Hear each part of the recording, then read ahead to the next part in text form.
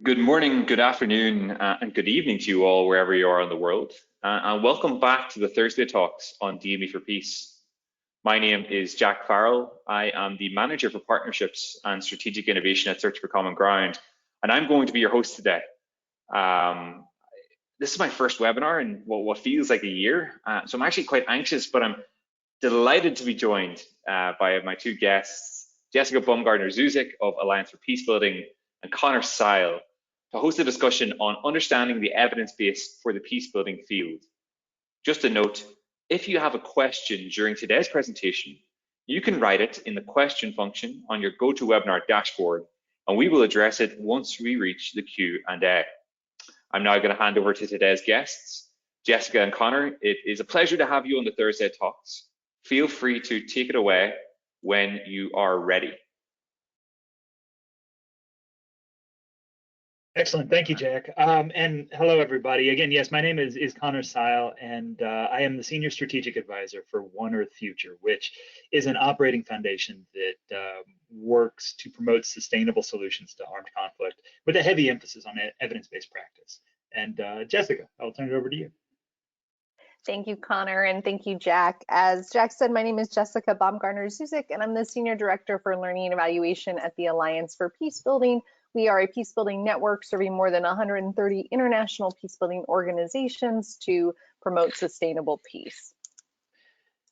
And what Jessica and I are here today to talk about is a new report that was launched jointly by One Earth Future and Alliance for Peacebuilding, covering a survey that we did that many of you may have participated in on the perceptions about the evidence base in the peacebuilding field. So just briefly to explain the backstory here.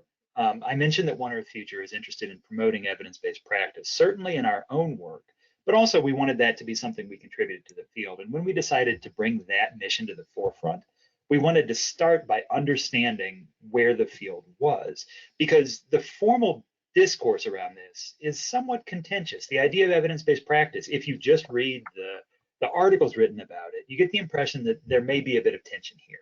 So we wanted to understand to what extent different opinions existed in the field about the idea. So we floated the idea of a survey to several different organizations, and we ended up getting early interest and support from the Peace and Security Funders Group, the Kroc Institute at the University of San Diego, Peace Science Society International, and what ended up becoming the Better Evidence Project at George Mason, although at the beginning it didn't exist. We also got very enthusiastic support from Alliance for Peacebuilding that led to them coming on board in the form of Jessica, and this becoming a truly collaborative project from that point on. So from that point on, we jointly developed the survey, and Jessica will talk a little bit about that. Great, thank you so much. So a couple of the conversations that we also wanted to have with you all was just kind of setting the stage a little bit in terms of understanding what is the actual purpose of monitoring evaluation and how potentially that's changed or progressed as both our field and peacebuilding and other fields have professionalized. So realistically, we saw the development of this concept of evidence-based practice coming about in the 1990s, really in alignment with both medicine as well as outcome-based approaches to government. So we saw things like impact investing, how we can modernize government, how we can reinvent it. And realistically, what we saw was two different purposes. One in relation to monitoring evaluation for learning, the idea that we need to systematize approaches for research and evidence gathering so that through feedback loops, we can improve our practice and teach how we can produce the best outcomes as more of this, again, iterative process of learning. But we also saw this idea developing in government around accountability, how we can use data to show, particularly the public in this sense, how public money was spent and the kind of return on investment within it. And these two different purposes are very distinct. And this leads us to sometimes this tension between learning and accountability and raises this important question of how can we bridge this divide? And in parallel to that, you get this separate bridging the gap conversation that focuses on the idea of bringing research into practice. And this is obviously very closely related to these discourses around evidence, but it's not the same thing because the goals and incentives, especially of academic research, may or may not align with either the learning or the accountability missions or discourses around M&E. And so this is going to be a theme that runs through this talk, is where the academic research has contributed to our evidence base and where there's a need for more specific and discrete emphasis on M&E as M&E and the development of evidence, because it may or may not align with what we know from academic research. So still looking backwards a little bit, when we think about the development of monitoring evaluation, this process in the peace building field, we saw that the idea of evidence-based practice really coincided with both greater design monitoring evaluation professionalization across peace building. We also saw this broadening of what is peace building writ large. Is it peacekeeping? Is it peacemaking? Is it peace building? Is it before conflict, after, during? And at the same time, then we also saw this rising importance and recognition of the incorporation of beneficiary voices within practice, within evaluation practices, implementation, etc. And this really, though, kind of aligned as well with some critical internal tensions that were coming out within the peace building field as we confronted questions like how we democratize knowledge production, who's a part of it, when, where, and how, who has power to influence it. We also saw, again, this broadening of the scope of what should be considered peace building even.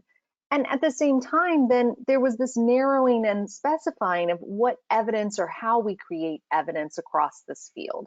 And of course, all of those tensions align with just some of the practical and ethical issues of what it means to work in ever-changing, complex, adaptable conflict areas.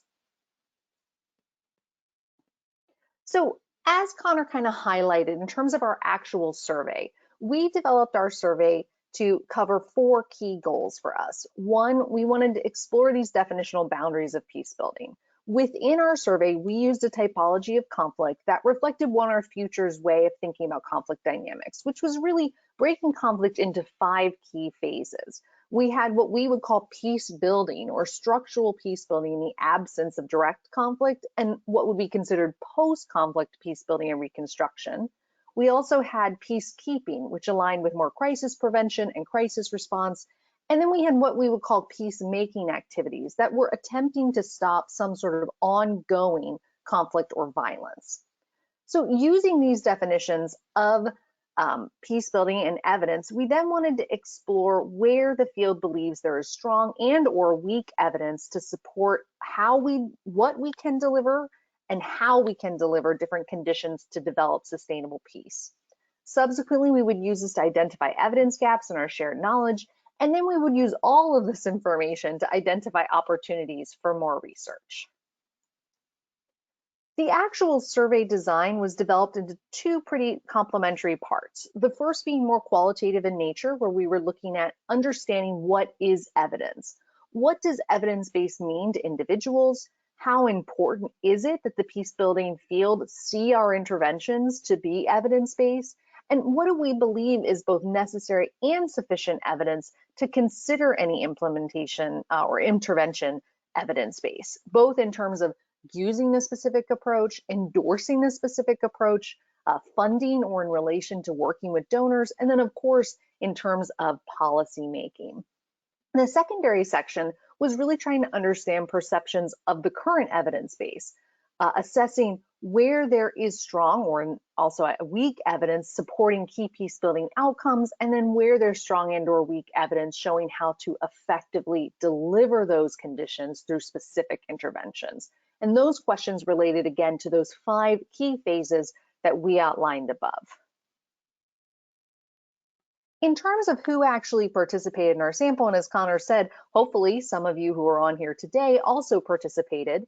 Who these people were in the end, we had 207 respondents. We had reached out to our peace building partners to help identify organizations and individuals to include. So we had both an organizational sample as well as a public promotion on social media. We did see that we had about 49% who self-identified as male, 46% who self-identified as female, and 5% who declined to answer. And in terms of where they work, both currently and then also in terms of their lifetime experience, we saw pretty common trends where it was largely peace-building NGOs, academia, and then a mix across others. But then in terms of lifetime experience, while that was replicated, that's also where we started to see popping up individuals who had worked in government agencies, some even in the private sector, and then across philanthropy and grant making. It is important to note for our survey that we asked participants who responded to our call to participate to self-identify if they saw themselves as part of the peace building community writ large. So to start to discuss what we found, first, as Jessica said, we wanted to start with just some kind of foundational questions. And one of the first sets of questions was just how important to you is it that peace building interventions are evidence-based? We found a fairly high and consistent endorsement of this idea. Yes, this is an ordinal scale, so you got to be careful about the means. We're working on other assessments for the next steps, but still, there's a fairly high degree of consensus that, in general, the field feels that evidence-based is very important. Interestingly, this did not vary by subgroups, and maybe that's an issue of our sample, but at the same time, we went in expecting to find differences across these different sub-communities in the field, and across all of these items, we found no significant differences between peace scientists, peace builders, people from government background, etc. So that to me is very interesting. So in general, the field is very supportive of the idea of evidence-based. Now, of course, the devil is in the details. When we turn to the qualitative questions about what this means, what we see is, as might be expected given the discourse, there's a wide degree of variability in what evidence-based means to people. And this is very interesting to me because of just how slippery these concepts are. The single largest group, based off of our coding, may argue that evidence-based meant being founded on a collection of other work. That is, it required an aggregate of research or evidence or kind of like multiple intervention, multiple assessments in order to say, yes, this is evidence-based. And that was about a third of our sample. The next largest group, although less than 20%, was focused on the methods argument, the methods debate, where they said evidence-based comes from method. That is, if you've got, in some cases it was an RCT, in others it was qualitative interviews, whatever, if you've got this method, this determines whether I will call something evidence-based or not. The third group, but now you can start to see we're getting into fairly small subgroups, less than 15%, emphasize, no, method in and of itself is not important. What matters is the rigor or the quality. That is, can I read this and trust that human biases have been mitigated in some way, that there are sound claims underpinning this basic argument? And then the fourth largest group, but also again almost about 10%, is people just saying, hey, we just need evidence of success. That is, the idea is what we're focusing on is the outcome of it. Those four groups taken together make up slightly more, they make up about 2/3 of our sample, with the remaining third fragmented into a lot of different perspectives. And so what you can see here is, while the idea of evidence-based is endorsed by the field, what that means to people is fairly fragmented. Although having said that, when we asked about methods specifically, what we see is the field actually has a pretty widely shared and somewhat nuanced understanding about what constitutes evidence-based.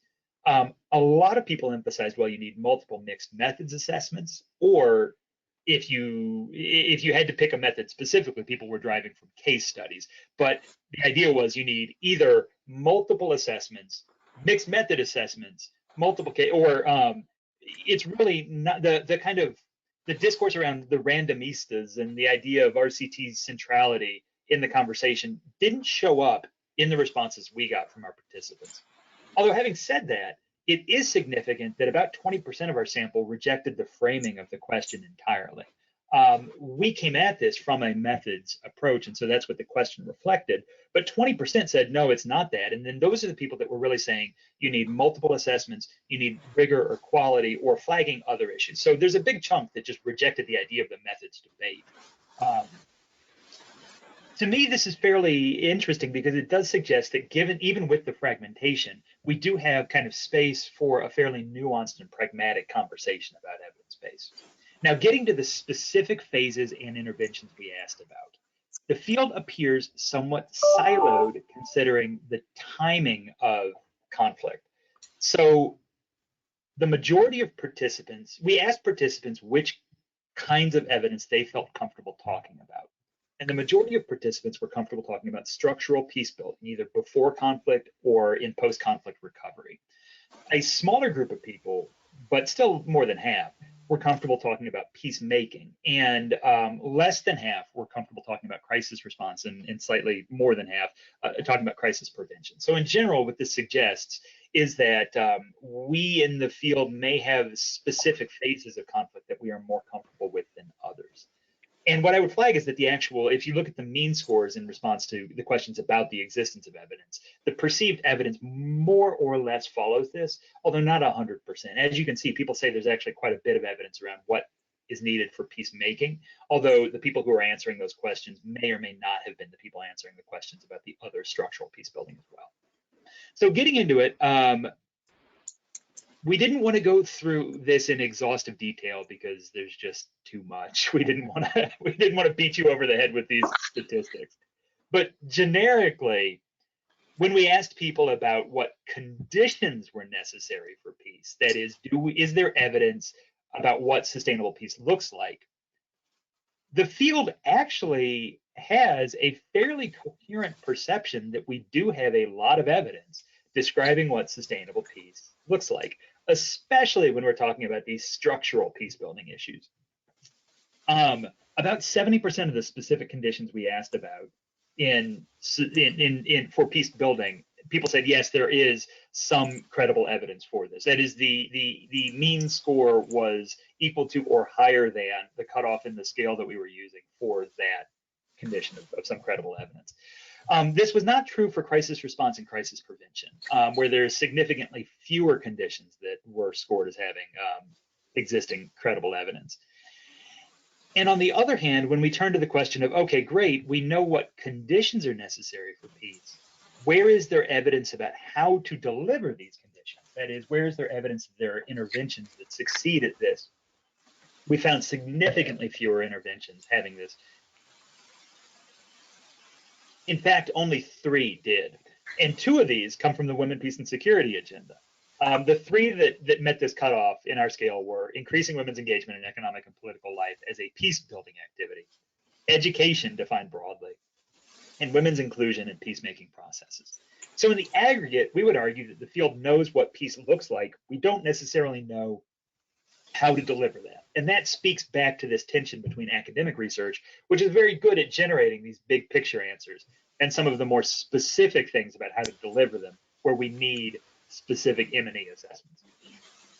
And then finally, we can look at the gap between these 2 questions. Is there evidence that a condition is necessary for peace? And is there evidence about how to deliver that? And this can highlight areas for us as a field to look into with more attention. So doing that gap analysis, these are the top 10 places with the biggest gap between the conditions, people saying there's evidence that this is important, and people saying there's evidence that we know how to do it. So you can see, right at the top, DDR, which as one of the future works in DDR as an issue area. And this is certainly something where we know a lot about what doesn't work. We know how critically important it is. And there is developing evidence about how to do it. It's certainly something that we agree, yes, we need more research here. But what's interesting is getting beyond this, what we start to see are some of these things that, if you look at the Global Fragility Act in the US or the Sustaining Peace Agenda in the UN, these are the issue areas that the field as a whole is starting to say, yes, we know these are important and we need more attention about how to do them. Questions of institution building, and especially questions of how to build inclusive, legitimate institutions. Our participants are saying this is the area where we know these are important, we don't really know how to do it. And I think that does track with where the big formal IGO conversations are right now as well. Great. Thank you so much, Conor. And obviously, we would encourage you all to read the report to go into some of the deeper findings, and would, of course, welcome feedback if you have any questions following our conversation today. But there are a couple things to note in terms of how you interpret, integrate, and think about these findings. One, is this general question of what determines quality of evidence, and how do you frame a conversation around evidence base? As Conor highlighted, we did see a rejection of the framing of our question in certain instances in the report. And we found that participants were relatively disinterested in some cases of the methods debate that's really been happening in the academic literature, as Conor was speaking about. And instead, they were emphasizing the idea of having multiple approaches to evidence collection that instead focuses on some sort of shared, agreed upon tenets of quality and rigor. Secondly, it's important to note a conversation in terms of what is the overlap between a perception of evidence and the existence of actual evidence. This survey measured participants' perceived evidence of the efficacy of interventions, not necessarily identified the existence of actual evidence, let alone look deeper into the quality of extant evidence. And then thirdly, really considering as peace builders and as part of this field, who are we? As Conor highlighted, there is the stratified nature within the peace building field. And these responses reflect some of those ongoing discussions about how peace building is much broader than any specific intervention just around necessarily active conflict.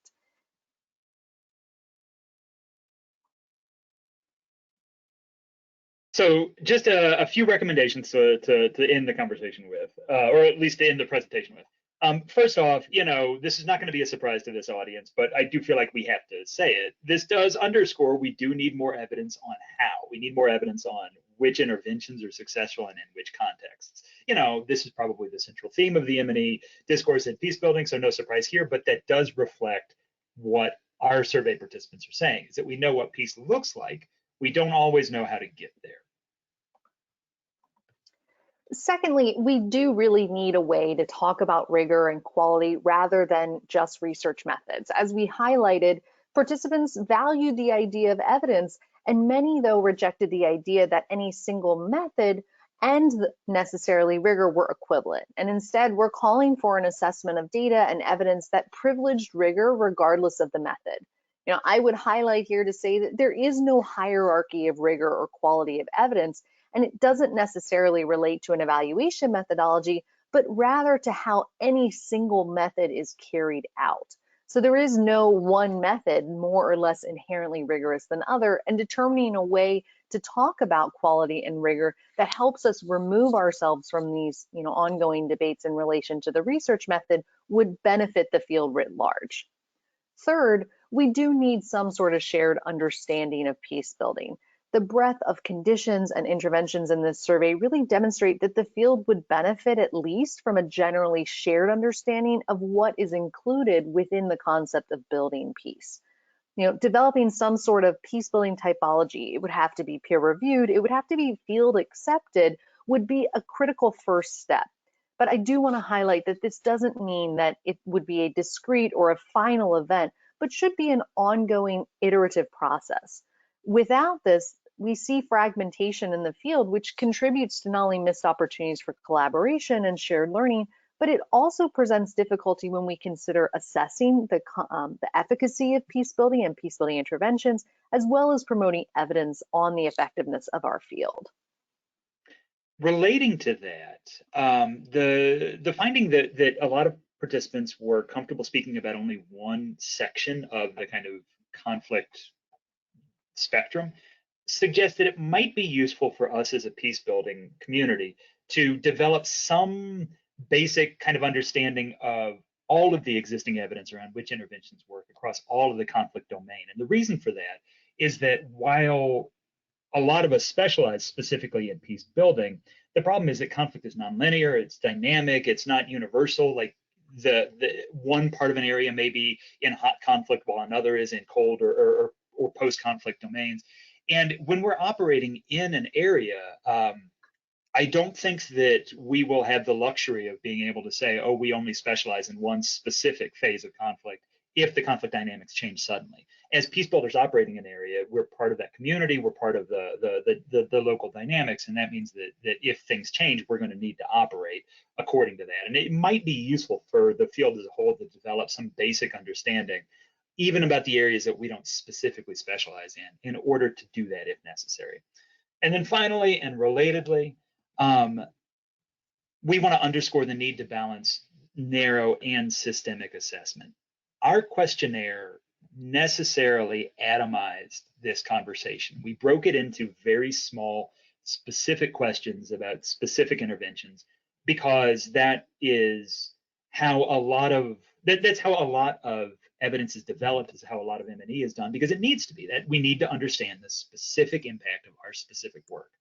However, even as we need to understand that, we also need to acknowledge that this is happening in a complex conflict system, and the impacts of a single narrow intervention are going to be affected by and are going to affect in turn the other drivers of conflict. And we need to have some kind of models for keeping our eye on those second and third order impacts, even as we understand and look at this narrow and specific assessment. Now, of course, y'all as a community, this is what the M&E conversation in the peacebuilding field has been really focusing on for a while.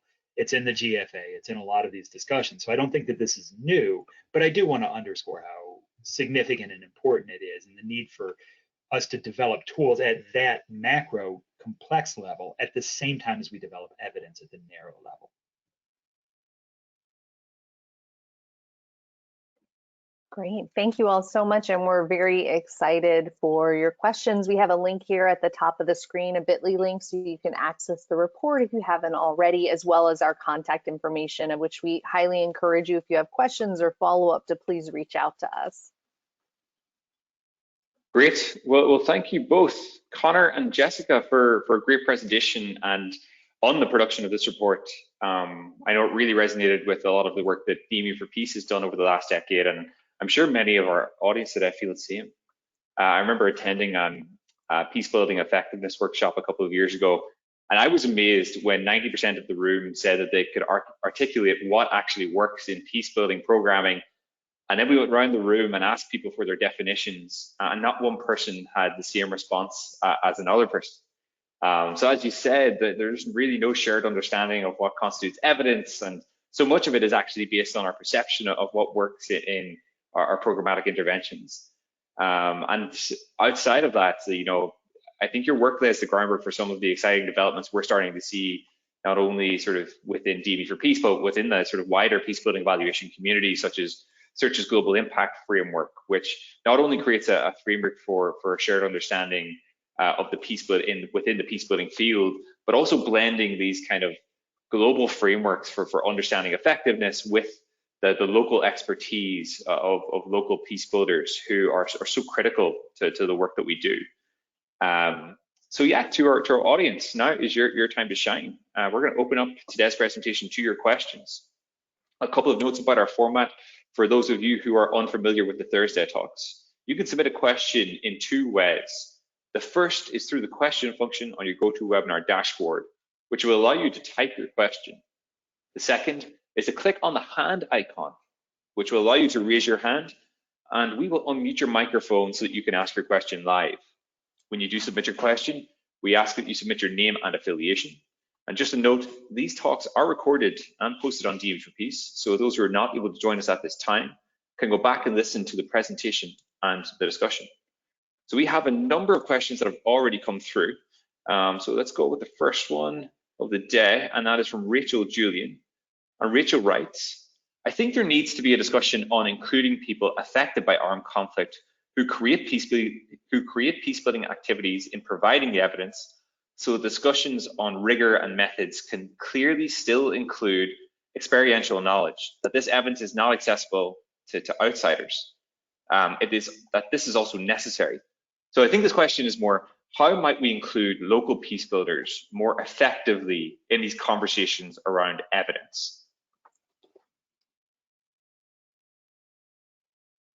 Great. Jessica, do you want to comment on that, or I've got some thoughts I can jump in? Well, I would just highlight one thing to begin with, and then certainly we'll hand over to you, Conor.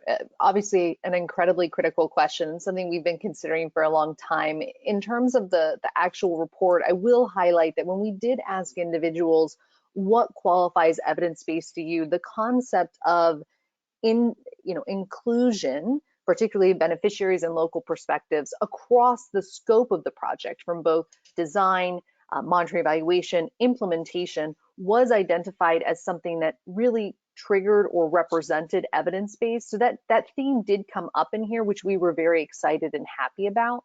In terms of how we go about doing that, Conor, I'll definitely hand to you if you have some thoughts there. Sure. I mean, so this is just me speaking as for myself. I think it reflects our learning at OEF, but it's not like a formal statement of OEF's policy. What I would say is that this question fragments into two different pathways. One becomes a methods conversation because to some extent, when we're talking about bringing in experiential knowledge, that then becomes a debate about do you privilege or to what extent do you incorporate qualitative versus quantitative, et cetera, et cetera. I think that, you know, there are legitimate debates to be had around all of those questions. Our survey underscores my personal answer to that, which is that you need multiple different methods. But to me, I think that one of the challenges around this conversation is exactly this, that when some of these questions are asked, they decompose quickly to a methods conversation because they invoke questions of epistemology and what kind of data do we trust. I think that completely separate from that discourse, there's a question of the local legitimacy of peace building assessment. And what I would underscore is a couple of things. Regardless of whether you are a peace building organization working in your own communities, which, you know, that's not a north-south thing anymore. Unfortunately, there's plenty of us in the US that are in the position of shifting our attention to focus on US peace building as well. But so regardless of whether you're an organization working in your own communities or working in a different community, you still have to ensure that the work that's being done is seen as locally legitimate. And I think that it is very difficult to do that without incorporating the voices of the communities that your work is being done in the design of the assessment, and especially and critically, and this is where we fail so often as a field, in feeding those answers back.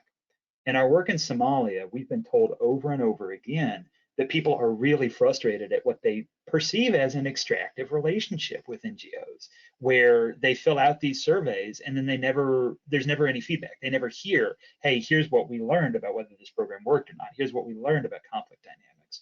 And so I certainly think that it is best practice both for methods reasons, for normative reasons around what's moral, and then also for questions of local legitimacy and social license to operate, that you have to be working with the local folks in the design of your assessment. And what I would really encourage us to do is get better about feeding the results back to folks in the areas where we're operating. And I would say sorry, ahead, Jack, one other quick point there in terms of, you know, the practicality of how we include local individuals for all of the reasons that Conor so eloquently expounded upon previously, is also the need for advocacy with donors and research orgs to understand that inclusion takes time and it takes resources, and that has to be built in from the very beginning, not only because it's good practice, but is 100% necessary when we determine what is efficacious for a specific environment, what do those results mean in that context and writ large. And then again, as I reiterated everything that Conor just highlighted there in terms of moral and ethical implications for the work that we do to help avoid those extractive relationships and make sure that at the end of the day, the work that we're investing in is accepted by the community and at the end is providing positive impact, which is what we're all seeking inherently. Great, thank you, Jessica. I'm keen to unpack this idea of the feedback loops Conor mentioned. And our question from Catherine Thurston is, Catherine is interested to know who is currently working on the macro level assessment processes. Are governmental donors such as the State Department or USAID working on gathering the input from grantees and writing reports on what is working and what's not? And I don't know if Jessica or Conor, you came across sort of maybe some governmental reports on this or governmental inputs into the survey, but it might be interesting to hear. And I know we've got a couple of UK, US sort of State Department and USAID folks online. So if you'd like to contribute, please raise your hand on this. But Jessica or Conor, what do you think? Well, I definitely we see a revitalization of not only a prioritization in terms of how do we know what we're doing is effective, but at a macro level, understanding and doing deeper self-assessments for some of these large donors. And as you've highlighted, particularly government oriented. USAID with the new development of the CBP and CPS bureaus are really looking at understanding writ large what has been the impact of USAID programming in the armed conflict and violence prevention space over the years. Are they aligning with best practices, and how can they improve upon that and make sure that any program operating within a conflict or fragile environment is taking into course best tenets or best practices for this work? So we do see this coming up. We see it within Department of State has been doing much higher macro level analyses, and also contracting out with other organizations like 3IE's new evidence gap map in relation to peace building and stability. They've also released one in terms of social cohesion. So I do see this coming about more. I think the biggest issue is always a push-pull in terms of research takes time. Implementation happens fast, and we don't always understand the findings from individual programs at the same speed or with the same rapidity as we're learning them in the field. So I do think there's always a delay process there as well of moving that up, but definitely are seeing these key macro level analyses happening and solid investment in trying to understand that. And I think that aligns with some of the outcome-based accountability measures, but a much deeper appreciation for learning as well that we're across some of these major government donors. Yeah, and just to underscore that, getting back to this tension between M&E as learning or evidence as learning and evidence as accountability,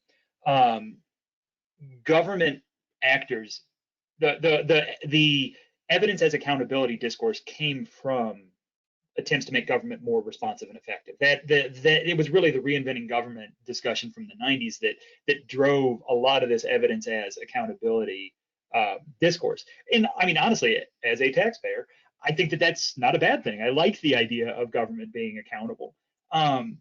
But I do think that creates ways of thinking about evidence that constrain some of the opportunities for more strategic learning, because when you're talking about accountability, it's Goodhart's law. As soon as an indicator becomes a target, it ceases to be a good indicator because people are worried about their career. And so there's remnants of that, I think, in the kind of like structured evidence stuff that's coming out of government actors. Although I think that this is something that folks are aware of and trying to get beyond. And if you look at the Global Fragility Act and the associated Global Fragility Strategy, I think that there's a very robust conversation about how do you do good measurement for learning purposes. The implementation of that is still getting worked out, and I think that there's still some questions about how much we're going to see issues of kind of accountability where we need to hit, like where we just need to come back and show the ways in which these programs worked, versus learning where we need to have an interrogation and a discussion about what strategic lessons can be drawn from them. But I think that there's a lot of space for good conversations here, and U.S. Institute of Peace, I think, has really been doing good work in that. More broadly, outside of government, I promise this is not a plug just because Search is involved with DME for Peace, but Search for Common Ground, I really want to highlight, and Mercy Corps both, as best practice in terms of sharing their collective learning about what works and what doesn't. And I think that at the question of this macro level, the thinking about second order effects, Search has been heavily involved in a conversation around a unified assessment framework, which I'm sure that Jack mentioned already, and I think it can give more details about. With the idea being, can we as a field have a couple of things that we agree on are important to measure, even if they're not the primary outcomes of the programs that we're doing? Because what that's going to do is that's going to allow us to assess unexpected outcomes, second order impacts. And I think that speaks also to the SDGs and this, at the UN level. That the intent of the SDGs is not to provide that kind of macro level framework, but by having a unified assessment framework where all countries internationally are collecting the same underlying data, I think we have the ability to start to assess at the macro level the relationship between some of these large-scale national programs and their outcomes. Great, thank you, Conor, and thank you, Jessica. And if anybody's interested in learning more about Search's new global impact framework, which we will be undoubtedly rolling out in the Thursday talks in the next couple of months. Please feel free to get in touch, and I'm happy to share more information about how you can participate in some of the conversations we're having around developing that framework. Our next question, I'm going to start sort of merging a couple of questions because we're short on time. Comes from Yvonne S. at PAX, as well as a friend of the pod, Zach Tilton of the Everyday Peace Indicators Project. And they both asked, have you been able to compare your results with the evidence gap map that was produced by 3IE? If so, what were your findings? The quick answer is a direct comparison, no, and Conor and I are exploring next steps for both the data and the research, and it's certainly a conversation we've been having and are in close collaboration with 3IE, and both participated actually in the development of the map. So great recommendation and exciting opportunities for kind of bringing together a lot of these lines of research that are happening right now. Yeah, that's a really good idea. You know, we came at this from the idea that what we were assessing was the perceptions of the evidence base rather than the actual evidence base. And the gap map did a really good job of generating a framework by which they were saying, this is what constitutes evidence. We're going to go look and see where this evidence is. But as far as a direct comparison, I think that's an excellent idea. We didn't do it, and I think it's a really interesting question. Great. So I'm going to make time for two last questions, and we've got a bunch that have come through today. So I just want to thank the audience for being so engaged. The first comes from Ali Cooper, and Ali is an intern at IBTCI. And Ali writes, I was wondering how the peacebuilding field can develop a common typology, consistent definitions of what evidence-based and other key terms mean. Are you going to raise the second question too, Jack, or one? No, let's go for that one, and then we can.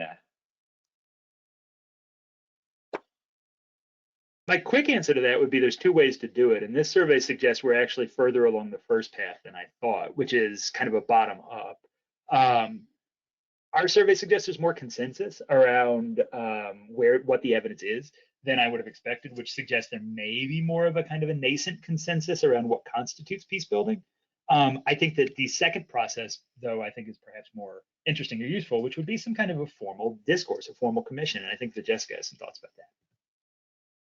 Well, certainly, and I will say glossaries and typologies are difficult.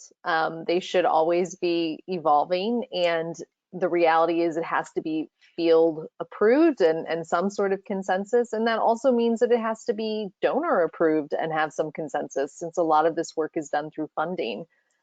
In terms of for the peacebuilding field writ large, I think that there are a lot of conversations happening there, but moving that forward would take a concerted effort, as Conor highlighted, but I do think there is a lot of consensus. In terms of a common typology or common questions in relation to the quality or rigor debate, it's something that at least at AFP we are working on and are very interested in, and have already had some great conversations following the formal release of this report in coordination with the Better Evidence Project. I would say if you are interested in considering continuing that conversation, please reach out to me, and my email included, and it's something that we are looking to host a series of roundtables and discussions to see how we can continue to move that forward. Great, thank you both. And I know, Jessica, we had a number of conversations when we worked on the Peacebuilding Evaluation Consortium around standards and how to set standards and how impossible it is for our field, because there are so many different stakeholders or sort of hands in the pot that need to sort of be a part of the conversation. And it makes it incredibly difficult for someone just to make a decision. It's like designing anything by committee. You try to design a horse and you come out with a camel. So our final question comes from my colleague at Search, Sama Dick. And Sama writes, gathering evidence of what works is important, but should we also look for evidence about what does not work in peacebuilding to avoid repeating field approaches? Are there any initiatives to gather with what does not work so the sector as a whole can learn? Great. Conor, any thoughts there? Yeah, I would just say that, I mean, the answer is yes. And this gets back to this, the evidence as learning rather than evidence as accountability. Now, the problem is there is an accountability piece. And right now, M&E is strongly associated with kind of the donor community. I think that as a field, we are in general extremely uncomfortable talking about what didn't work, because there's a perception that may be a reality, that's going to impact our funding going forward. I mean, I have certainly, I can remember getting access to a M&E report from an implementing organization where I basically had to swear a blood oath to not like share any of the information there because they were concerned that it would, you know, reflect poorly on their organization. And then I looked at it and it was great. They accomplished 95% of what they set out to do. But there was such a concern. It's, you know, it's like when you go to the grocery store in the US, people will give you a survey and say, hey, fill this out. And if I get anything other than a 5, I'm going to get fired. Like, that's not a good way to think about evidence collection, but it's where we are in some ways as a community. So I would say, yes, we really need to do that. I am not aware of any programs trying to do that. And I think that there are currently structural incentives and a perception that even goes beyond the reality of those structural incentives, that sharing that kind of information would be damaging to our work. And I don't think, I think we need to get past that as a community.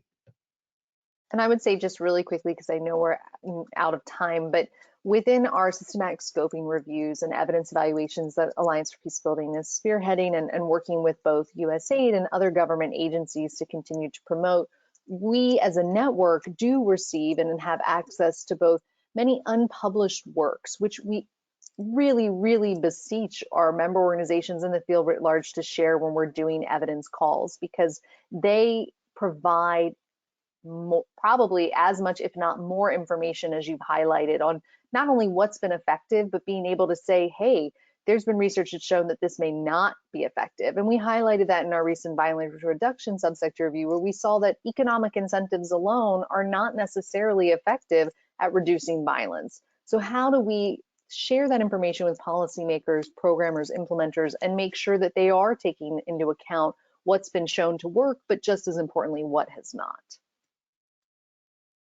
Great, thank you, Jessica, and thank you, Conor. Conor, just on your point about, you know, sharing of learning, I think it's amazing to see how hesitant organizations are in publishing, you know, slight failures, failing to see that there's a learning opportunity in your failures as well as your successes. Sort of providing the evidence base for why you chose to do a different program moving forward. I think that's sort of the next stage of development for the maturation of our field. With that, I think we're just about finished for today. Thank you to Jessica and Conor and the teams at both Alliance for Peacebuilding and One Earth Future, Shazia and Sarah, for their work on this report and for presenting it for us this afternoon. A special thank you to our audience for joining today's webinar and providing the fuel for today's discussion. This recording is going to be posted on the DME for Peace Media Gallery later today. So please return to it and feel free to share it with your colleagues and continue the discussion in the comment section. So we'll be back in a couple of weeks with another exciting Thursday talk with our friends from the Institute for Economics and Peace. So we look forward to seeing you online again soon. In the meantime, I hope everyone has a wonderful rest of their week. Thanks again to Jessica and Conor. Everybody be safe, be healthy, and see you online in the not too distant future.